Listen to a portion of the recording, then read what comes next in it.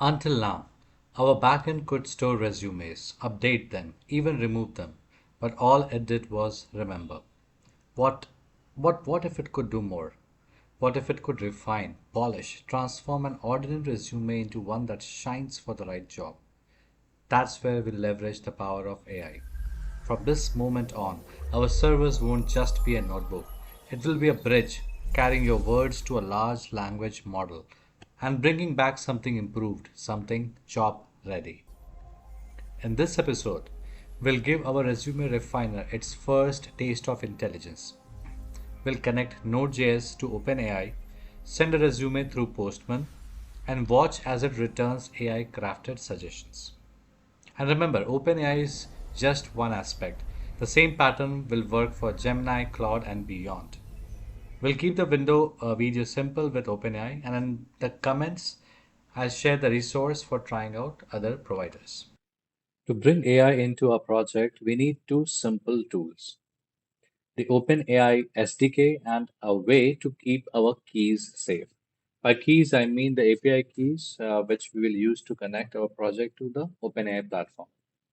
So first, let us install the two packages. Run these commands: npm install OpenAI, and the other package to keep the API safe is .env. This command will install the two package, which is the OpenAI's official node library, and .env, which will keep us all the keys and package secrets basically inside the .env file. We'll do that shortly. All right, so once that is done, next thing that you need to do is go to platform.openai.com. You need to sign up first if you're not already signed in. Since I'm already signed in, I can see you can see my icon here. This also gives you the quick start scripts. Like if you want to use JavaScript or Python, this is how you will integrate uh, OpenAI into your project. We'll use a slightly different variation of the script, and I'll discuss that. For the API keys, what you need to do is come to the profile, API keys, and I have a bunch of these API keys depending on the different projects that I'm working or I've worked on the past. What you need to do is you need to click on create new secret key. Give it a name so that you can remember what this key was, what this key is regarding which project, and you can track the usage also later. Let's give it a name that this is for Tapo 1 classes resume refiner. Okay, you can create a custom project. All right, or let's see. Just you'll get a key. Make sure you copy this key and keep it somewhere safe. You'll only see this once. All right, you'll not see it again. Correct. So I've copied it, and then we'll come back to our env file. Right. So make sure you're coming to the env file, and you have this key with the name OpenAI underscore API underscore key. Okay, you can give a different name, but this is you should give a name which is descriptive enough, and then you paste the key values. Okay. Remember, these are secret keys of your project which should not be exposed. And for that, what we you should do is always create a .git ignore file. Okay. And then I'm saying in this file that hey, do not check in, do not commit the node module folders and the .env file. So these stay local to your project. Later, when you're deploying this, we'll see how to pass on the .env values wherever we are deploying. All right. Let's move ahead. API keys are like passwords for AI services. We never hard code them in our files. We place them inside in the .env file, correct? So now that we have the entries of the API key in our env file, let us start writing code to include OpenAI package in our project. So we'll say const OpenAI is equals to require. We are going to require the package. We'll follow the common JS pattern for now. You can choose to follow the ES6 syntax, which is the import commands basically. And then we'll also do .env from the .env package. .env, right? So we've got these two things done. The next thing that you would want to do is say .env.config. This is that line, this config method on the .env package. What this helps us do is this will help us read our environment variables using process.env. Right, so all the environment variables, including the ones which we have defined in our .env file, now that will be available to us by the variable process.env. Okay, cool. Now let us initialize our OpenAI connection. We'll say const OpenAI new OpenAI connection. It expects the API key in the object. So we'll pass that API key. And again, we'll check process.env and we'll use the exact same way label that the key that we have defined in the .env file. It is process OpenAI key. I think it was OpenAI API key. Cool. This will initialize our OpenAI. So this is how we are connecting our code to and making our backend ready to talk to AI. The next thing after this is done is, and how do you get all of these code? You can check their documentation, right? While creating the API key, also we saw that they had given a code snippet. Similarly, if you are working with Gemini or any other Claude for that matter, you will have these code ready-made available to you. So all you need to do is visit the documentation and include it in your code. Okay. So let's now create a route to refine our resumes. So we'll come down. We have a route to create our resume and delete, update. Correct. We have done all of this. And towards the end, we'll just introduce one more route to refine our resume. Correct. So now this is where we'll handle the request, the route to refine the resume. Let's say we're defining a route. Resumes, we'll give a particular ID, right? We will give a resumes and let's say resume one or resume two, whatever the ID of that resume is, we want to define a particular resume. And then let's have refine also as part of the endpoint. Then we'll have a route handler. And as you all know, in this route handler, this callback, we get two callbacks, request and response object. Now the time comes to handle the logic for this. So just recapping what we will do as part of this route, we will first find the resumes against ID. Whenever you're writing a logic, a backend and API, right? So you need to handle all the error cases first. So let's say we are sending resumes and an ID. First, our first task should be to check if that ID exists in our database or not. For now, we will check if our array, if your static array contains that particular ID or not. We have two ID1 and ID2 in our static array. So first we will check. Second is we'll also send a job description along with the resume, which will be passed to OpenAI, right? And then we will get back the refined suggestions and save the updated resume content in the database. For now, we'll just update it in the array itself. Correct. So we'll write all that logic one by one. Let's start. As is the practice, we will wrap our logic inside try catch so that if something goes wrong, we can handle it gracefully. Correct. Let's start with try block. We'll say first, let us pull the ID and parse it. We've done this already, right? In the previous video. Whatever user is passing in the URL parameters, that will be available in request object in params object. So request.params and the ID. This ID is the same ID in the placeholder. So we'll get the resume ID. Now we need to check if that particular resume exists or not. So we'll go in our resume array. We'll use the find method that is available for array. We'll say that, hey, search for any array such that resume.id matches with the ID that the user has passed. Okay. Now what we'll do is we'll check, hey, if no such match is found, we'll return a response back to the user with the status code 404. The source not found has a status code of 404 along with a descriptive JSON. Let's say we give it a message key saying resume not found. Now, these keys, like you should be consistent.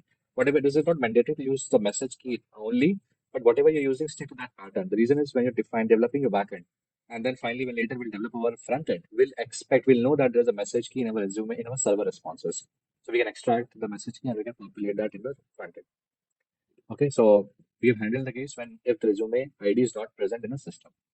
Next, we'll get the job description from the request body. We'll check what job description user has passed. So we'll search, we'll extract job description.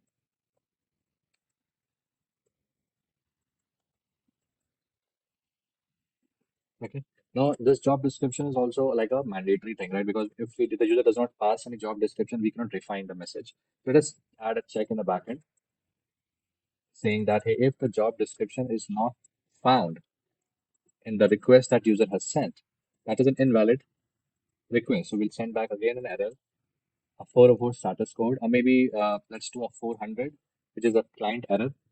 Okay, and then we'll say JSON will have the same message key, but this time a different message saying, you know what, job description is required.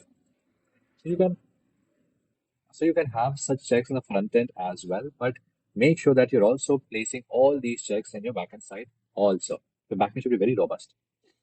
Right, so I think we have two such corner cases which we have handled. Now the time comes to generate the prompt for AI.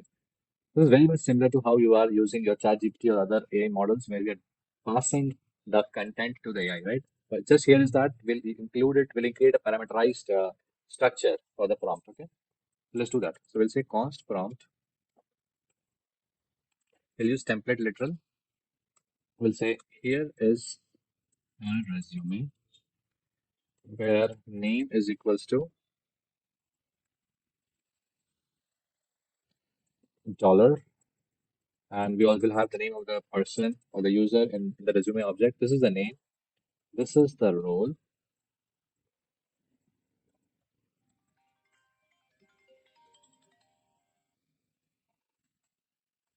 Hello ji good afternoon sir मैं Bengal photo से आरती बात कर रही हूँ हाँ ma'am जी sir कल sales का कैसा नहीं सर 10:30 to 1:30 पीएम अच्छा प्लीज कॉल कर लीजिएगा सर ठीक है ठीक है ओके सर ठीक है thank you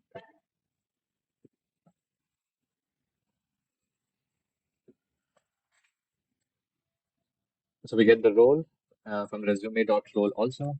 We get the experience. Similarly, from resume.experience, we get the skills from resume.skills. And I think our skills was an array. So let us join that so that we are passing it to the OpenAI in a very concatenated format. Okay. This is where we'll send the job description. Job description.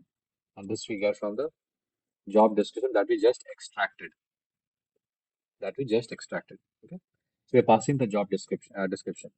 Now let's give it a prompt saying, please suggest improved bullet points tailored for this job.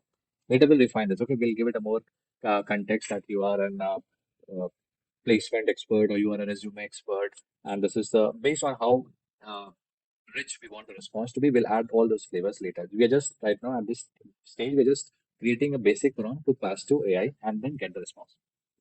So once the prompt is ready, then we create a response object. We say we'll wait for OpenAI. We'll use the chat API, chat.completions. The method is create. Again, all of this is present in the documentation. Okay. This particular API, the create method, expects us to define a model. So let's say I'm defining a model GPT 4o mini. Okay, you can choose to select a model which is cheaper, which is faster, which gives you decent results. So I'm going with GPT 4o mini for now. Again, all these list of models, everything is available in the documentation. And then we pass the messages. This messages is an array. So this is the message from the user. So we define the role as user. Then what is the content of this message? The variable prompt that we just created. Okay, so all of this might look new to you, but this is something this is how the OpenAI API expects your request to be structured. We define the model, we define the messages array, and the role, which is the user sending and what message they are sending. Right, so role key and the content key. Let me just complete this and then I'll talk more about this, okay? So we have defined the response. Now the response will be also nested. So we need to extract the actual text, which is needed in our case from the response object. So there are multiple, you might have seen that there are multiple different choices. sometimes GPT sends us, like, do you want this response or do you like this response? We'll take the first one and we'll take the message and the content from that message. Okay. Finally, when you have the response extracted, we'll maybe save it in our resume tailored for this key we already have created. The AI response that we are getting, will save it in our resume object because we would want to persist that. Okay. Response, and then finally we'll send back a response to the user saying your resume was defined successfully. We do a lot of different changes as the project evolves, all right? And then we'll return the resume, the updated resume as well. Perfect. Now let us complete the catch block. We'll log the error for debugging process because this is the first time that we are going to make a connection. So if something goes wrong, we want the actual details. As far as the status, this is the server error, so 500, and a JSON message with the object saying some error defining resume. Okay. So let us pause here. Let us break down what we have written because this is the heart of how we talk to OpenAI. Okay.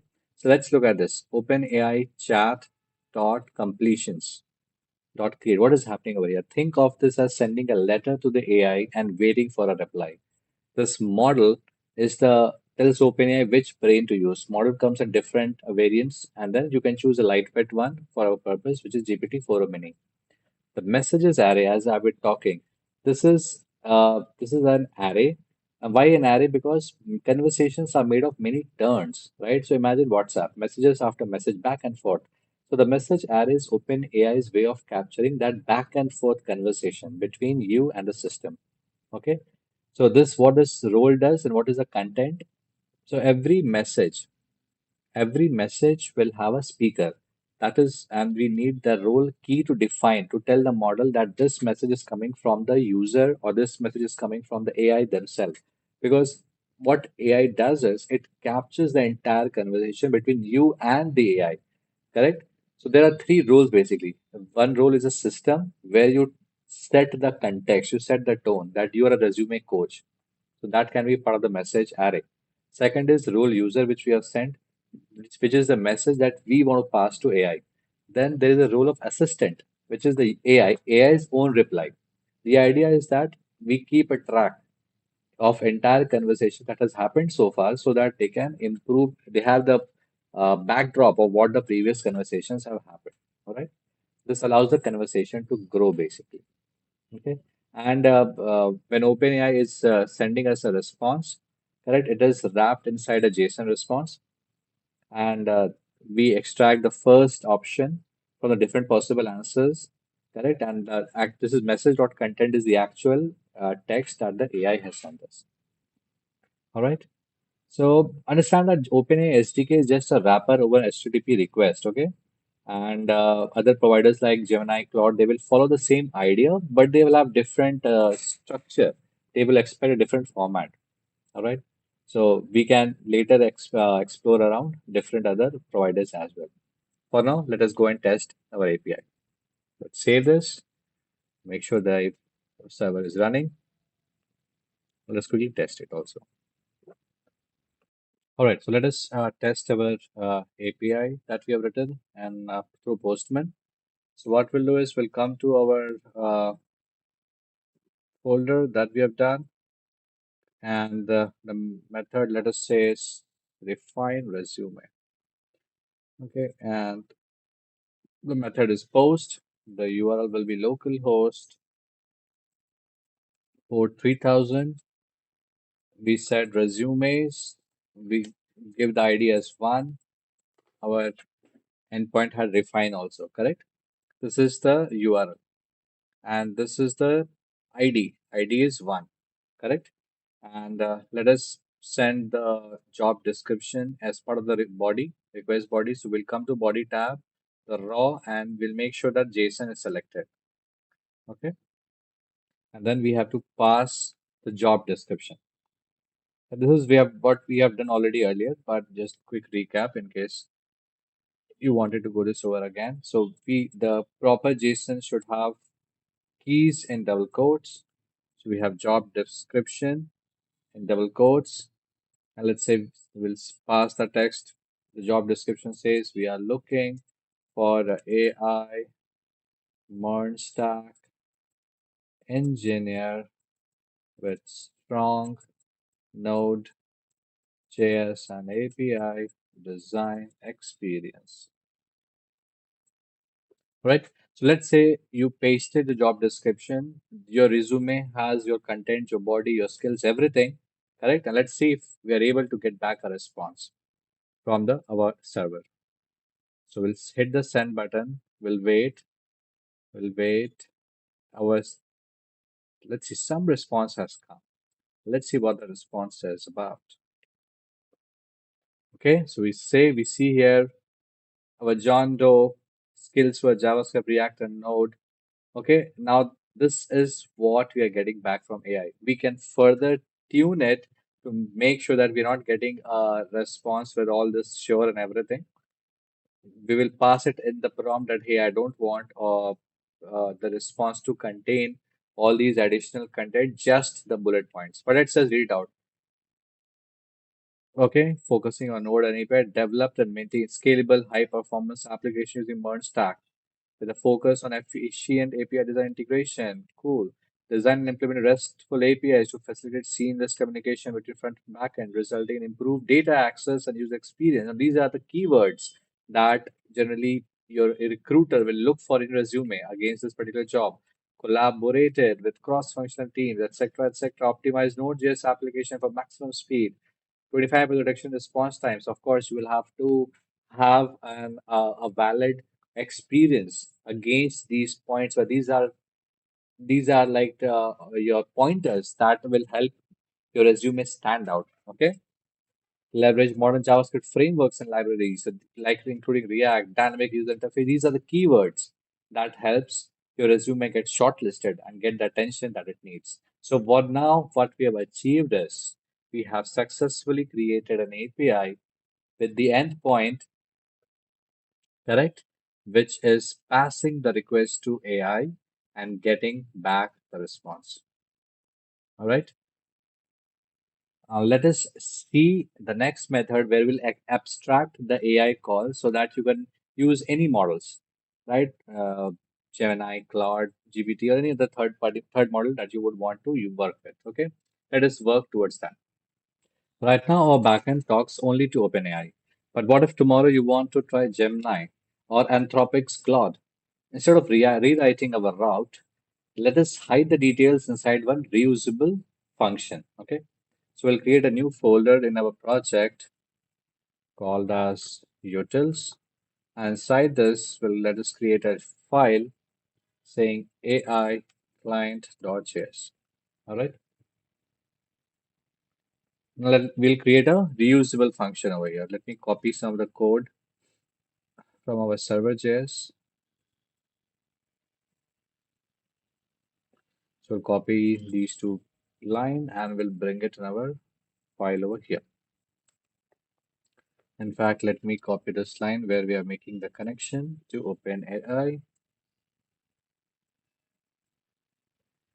and paste it here. Okay. So we're saying now export a sync function call AI. Now this function will expect a provider and the prompt that we're going to work with. And here we can write a simple if else logic, something like if provider equals to OpenAI, then go and talk like this. We'll copy that my part where we were passing. Yes, we'll copy this particular part, this entire part. Okay, we'll just cut it from here and we'll move it here. Right, so your response, you're talking to AI and the returning of the response from the AI. And in fact, just let's just return us directly so that the changing will do it in the index.js. All right. So if it is OpenAI, will do it like this. If the provider is let's say Gemini. We want to use Gemini, right? So let me just copy the structure that they expect, and we would need the Axios also for this purpose. So I'm just copying it from the documentation, right? So const response await Axios just post. This is the URL, okay, and they expect, and we need the Gemini API key, right? And then it expects the content, the prompt in this particular format, and this is the structure of from where we can get the data from the Gemini response. So let me show you very quickly for the Claude also. If provider equals to Claude. The reason I'm doing this, folks, is so that you understand it's not very difficult to connect to different AI models. You need to just visit their documentation and get the structure in which they expect the content to be sent. Right. So again, this is also an Axios post message to this particular URL, a model name, token, and the message. This kind of looks similar to how we connecting with API OpenAI. They expect their API key to be sent in this format with the version defined, and this is how they will get back the. This is how they will send the response. All right. If nothing happens, we'll say throw new error, unsupported provider. Maybe you have passing a parameter for which we have not defined it over here. Okay. So what this utility function, because this does is we can pass in a provider name and then pass the prompt. The function will figure out whether to call OpenAI, Gemini, or Claude. The rest of our backend code will stay the same. Okay. Let us include this in our main file. We'll come and we'll import this. Const call AI require utils folder. Inside utils, we have the AI client. Okay. And finally, towards the bottom, when we want to talk to the AI, we'll say const AI text. We'll do await call AI, pass the prompt. For now, let us stick to OpenAI and the prompt. All right. We need to install the Axios also in this project. And then finally, this everything follows. Right. So every AI provider has its own request and response shape. Right. So this is what I wanted to quickly show this to you so that you understand that it's kind of very easy to integrate any new model in your project that you want to work with. Today, we crossed a threshold. Our backend is no longer a silent storehouse. It now collaborates, listens to your input, carries it to AI, and brings back something wiser.